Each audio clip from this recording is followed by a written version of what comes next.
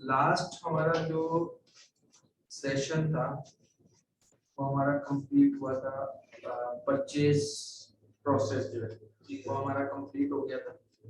उसके मुताबिक अगर कोई सवाल हो तो आप लोग पूछ सकते हैं, अदरवाइज हम आगे चलते हैं। कोई सवाल तो नहीं? मेरा था जी, मुझे सिर्फ वो आपने मुझे एक चीज मिस हो गई थी, मुझे सिर्फ वर्क फ्लो देखना।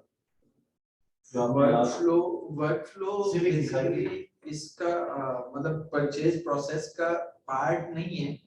मैं बता देता हूँ कि वर्क फ्लो देखिए, ये सामने देखें, ये प्रोक्योरमेंट एंड सोर्सिंग, इसमें हमने जो है ये पहले एक परचेज रिक्विजिशन का जो है वो एक वर्क फ्लो बना हुआ था। मैंने नया वर्क फ्लो बना के चेक करवाया था कि किस तरीके से हम वर्क फ्लो बनाते हैं। ठीक है, अच्छा, इसमें आपको एसोसिएशन पूछता है कि ये जो वर्क फ्लो है ये टीजीपीएल के लिए है या पूरी ऑर्गेनाइजेशन के लिए। तो हमने कहा ये पूरी ऑर्गेनाइजेशन के लिए। इसको हम एसोसिएशन जो है वो एक कंपनी पे भी रख सकते हैं। इसका मैं सिर्फ आपको व्यू दिखा देता हूँ कि हमने क्या किया था। इसमें हमने वर्कफ्लो क्रिएट किया और कंडीशनल वर्कफ्लो हमने लगाया। इसके अंदर हमने कंडीशन क्या लगाई? कंडीशन ये लगाई कि भाई जो भी पीआर, फॉर एग्जांपल, ये एग्जांपल के तौर पे इसमें कोई भी कंडीशन होगी, आप अपनी वर्कफ्लो बनाते हुए अपनी कंडीशन लगा सकते हैं कि भाई जो पीआर ये बंदा बनाएगा वो ट्रू होने पे इधर जाए, अगर ये नहीं बनाता इन केस तो वो फॉल्स हो गई, यहाँ पे एंड हो जाए। फिर जब इसके अप्रूवल प्रोसेस यहाँ से चलेगा तो अप्रूवल प्रोसेस में हमने यहाँ पे एक असाइनमेंट दी है कि भाई ये किसको असाइन होगा, ठीक, किस कंडीशन पे असाइन होगा, ठीक है, ये चीज बतानी पड़ती है।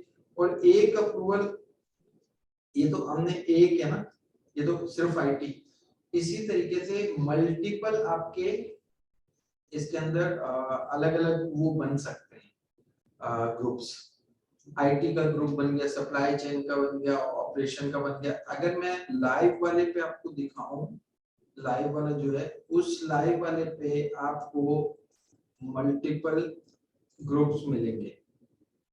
ये वर्कफ्लो, ठीक है, ये मेरा परचेज रिक्विजिशन का वर्कफ्लो और मैं यहाँ से व्यू कर पाता हूँ।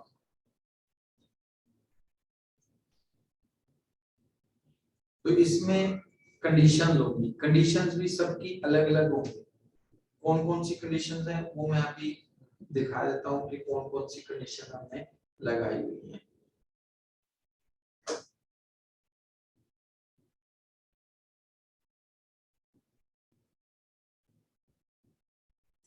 ठीक है, यहाँ पे कंडीशन लगी हुई है, ट्रू होने पे क्या होगा, फॉल्स होने पे क्या होगा। यहाँ पे अलग कंडीशन लगी हुई है। यहाँ पे ये देखें, हमने कहा है कि परचेज रिक्विजिशन का रीजन में टीजीपीएल है तो ये यहाँ आनी चाहिए, और टीजीपीएल नहीं है, फॉल्स, तो यहाँ आए।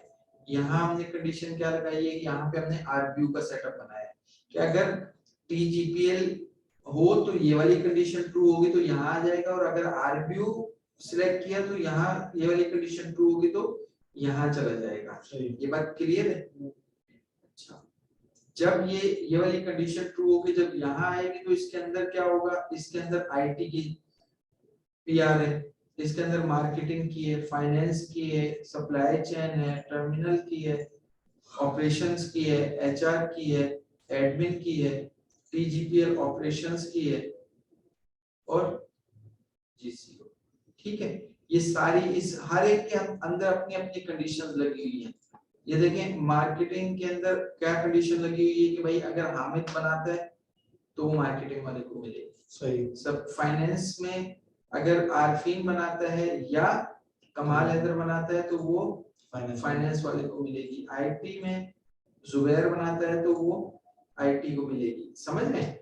और फिर असाइनमेंट है कि ये किसको असाइन हो, ये यूजर बेस है या हायरार्की बेस है या क्या बेस है, ये मुख्तलिफ होती है।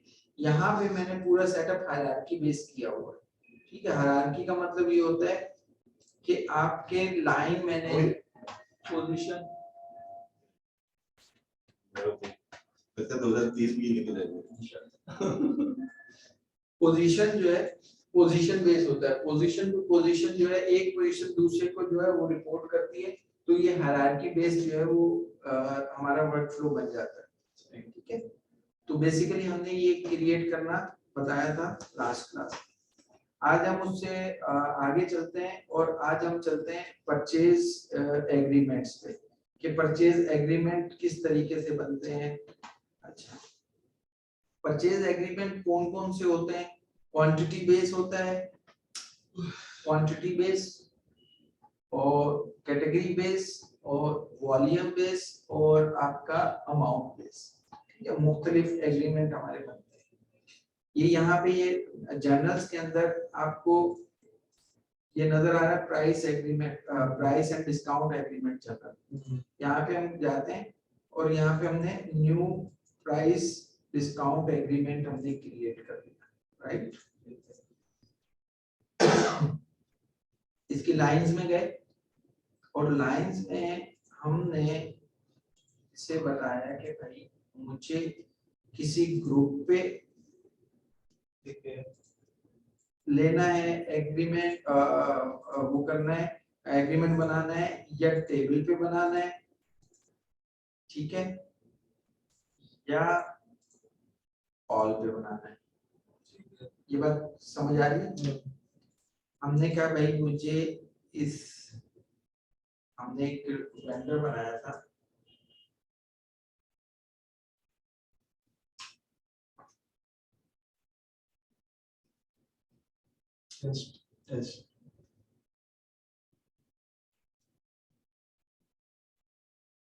एक मिनट मैं सिर्फ चेक कर लूं कि हमने जो बनाया था वो किसी एंटिटी में बनाया था।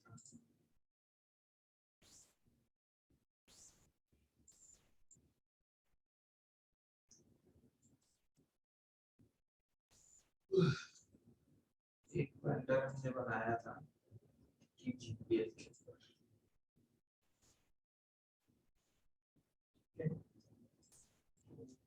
इस पे हम जो है वो प्राइस डिस्काउंट ले सकते हैं, लगा सकते हैं।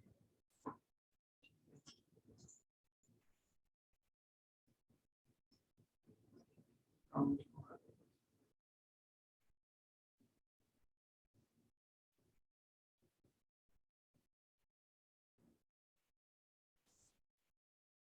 आइटम कोड किस आइटम पे लगाना है और इसके अंदर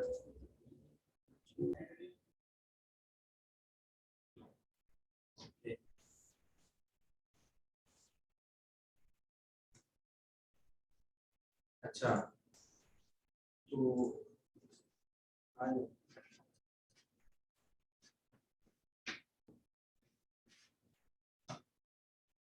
अच्छा ओके, यहाँ से प्राइस पे हम बनाएंगे, ठीक है। यहाँ हमने टेबल सिलेक्ट किया तो यहाँ पे हमारे सारे के सारे वेंडर आ जाएंगे, ये सब वेंडर आ रहे हैं, ठीक है। ओके, यहाँ से हमने अपना टेस्ट वेंडर सिलेक्ट किया। अब यहाँ पे वो आपसे पूछ रहा है कि किस आइटम पे आपको डिस्काउंट देना है। अब मसला ये होता है कि अगर आप आइटम डालेंगे तो आपका उस पर्टिकुलर आइटम पे आपको डिस्काउंट ऑफर होगा। अब डिपेंड करता है कि आपकी रिक्वायरमेंट क्या है, आपका एग्रीमेंट हुआ क्या है उसके साथ, वेंडर के साथ।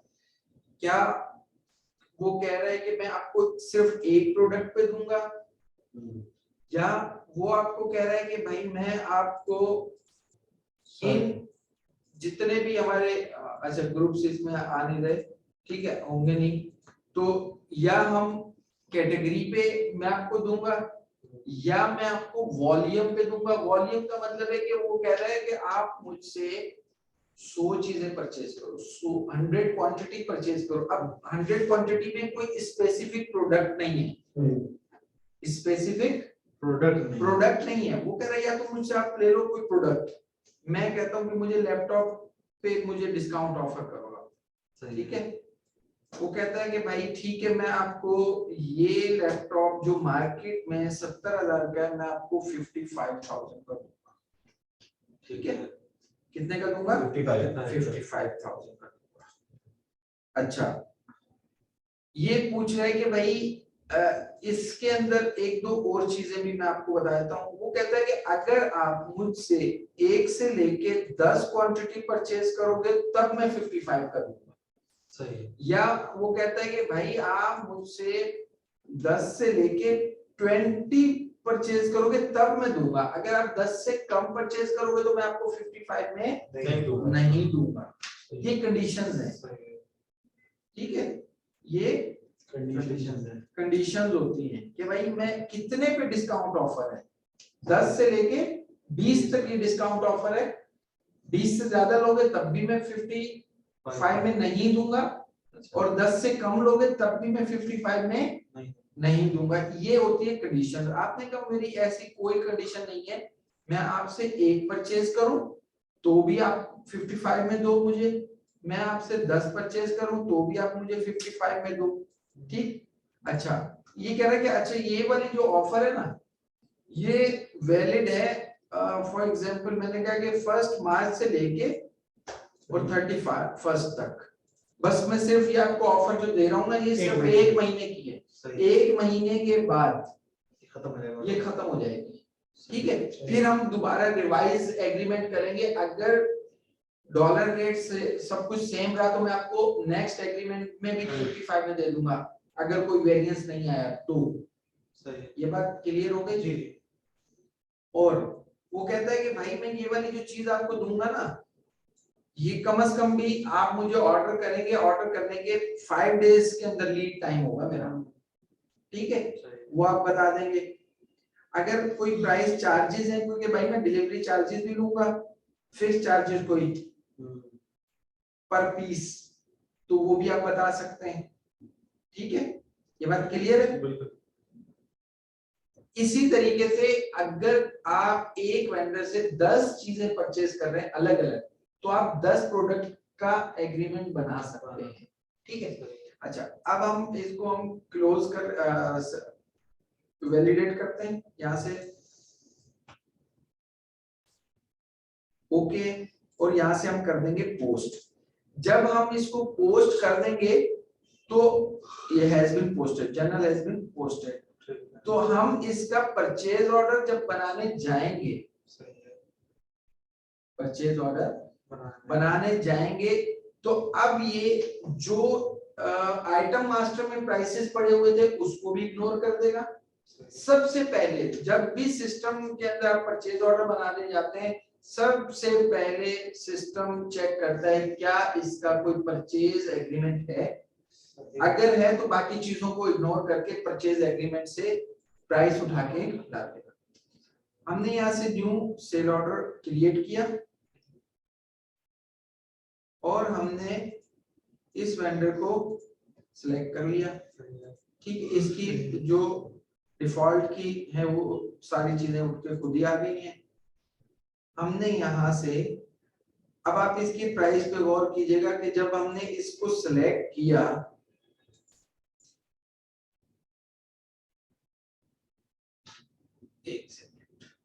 एक चीज इसको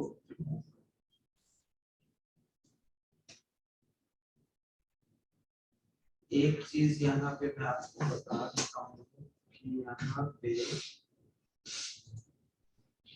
परचेज एग्रीमेंट,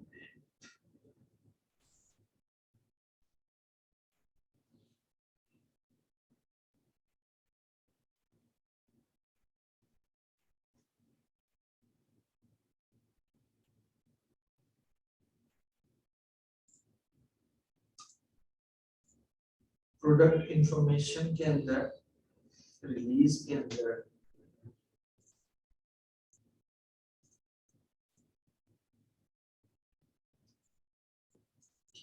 यार 55, ठीक है 55, तो यहाँ पे हमने प्रोक्योरमेंट में जाके इसको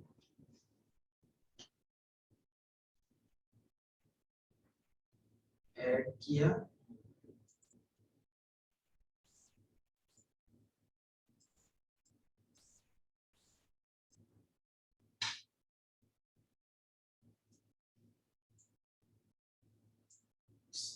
इस चीज को नहीं उठाना। एक सेकंड में एक चीज देख लेता हूँ कि उसका परचेज एग्रीमेंट का लिंक जस्ट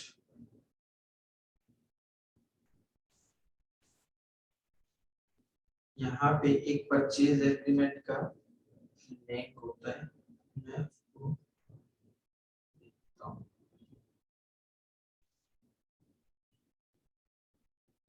यहाँ पे हमारा परचेज एग्रीमेंट का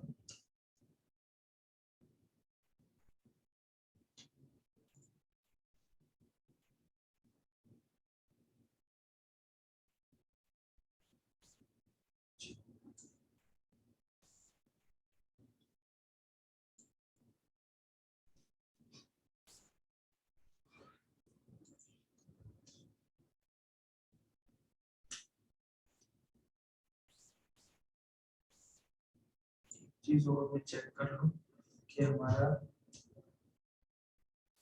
प्रोडक्ट इंफॉर्मेशन में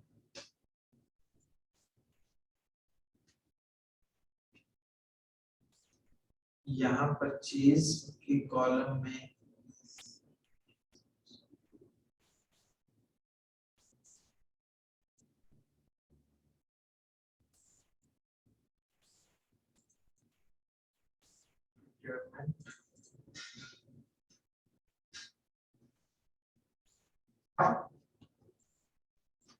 I think वो changes हम अगले फ्लोर पे करें।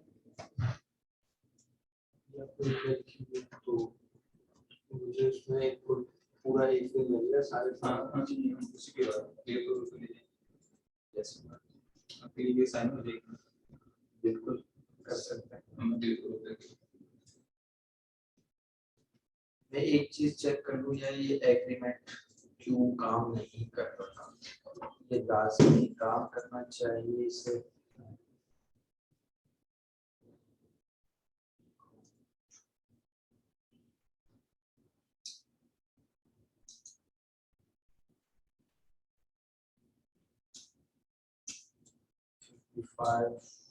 इसमें कोई फ्रॉम डेट टू डेट, आज क्या डेट है 29, अभी तो सब चीजें सही आ रही हैं। टाइम का मतलब हो सकता है दूसरा में एक एग्रीमेंट बना के चेक कर लेते हैं। यहाँ से मैं इसको लेते हैं, इसके बाद मैं इसमें और यहाँ से वेंडर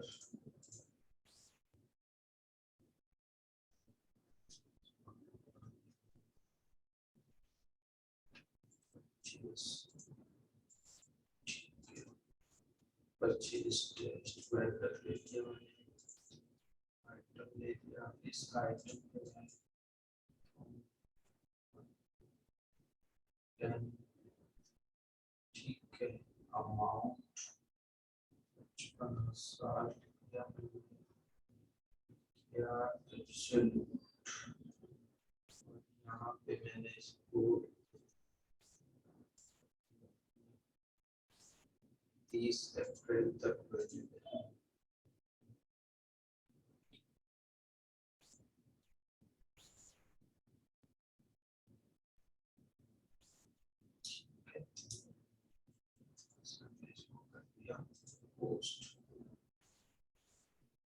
पोस्ट करने के बाद हम अपने पीओ पे आए और इस पीओ को एडिट करके हमने इसमें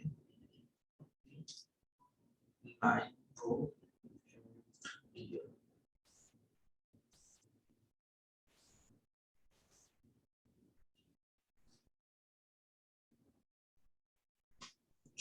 समथिंग इज रॉन्ग, एक सेकंड में जरा चेक कर लेता हूँ कि क्या मिस्टेक हो रही है यहाँ पे। जिसकी वजह से ये परचेज प्राइस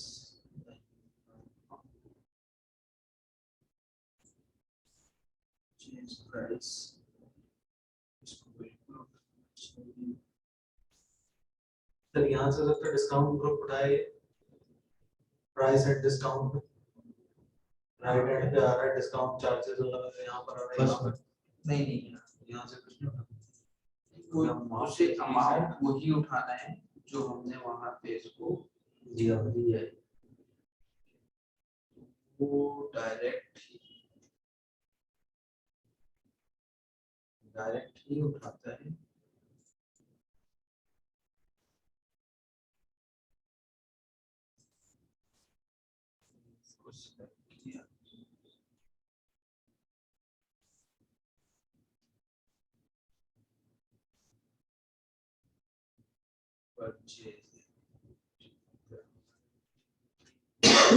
ब्लैंक आ गया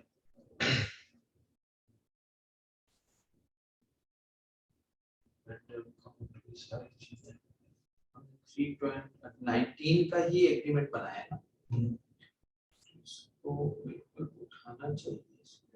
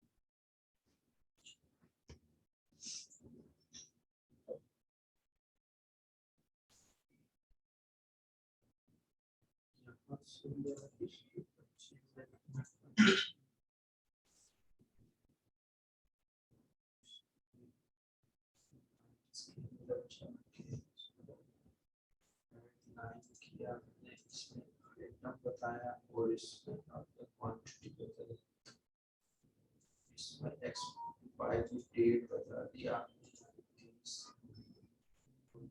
प्राइस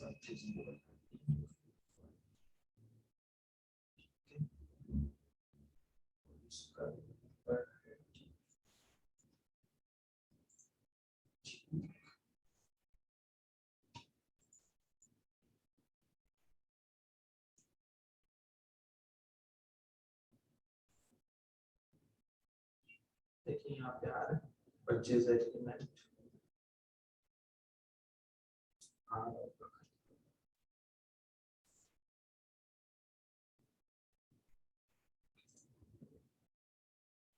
परचेज एग्रीमेंट हम न्यू पीओ बना रहे थे और उसमें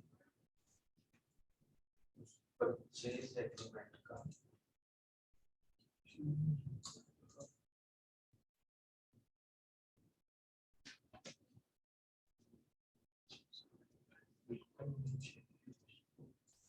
दो मिनट से मुझे तो मैं इसको पूरा थोड़ा सा वो कर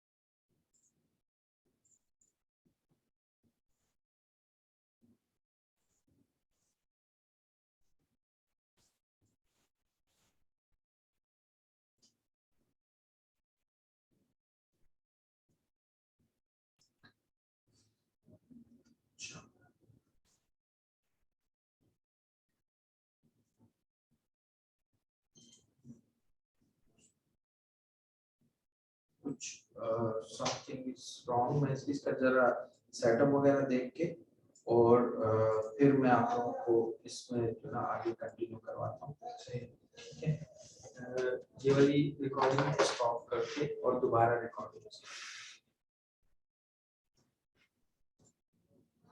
स्टॉप Yeah. स्टॉप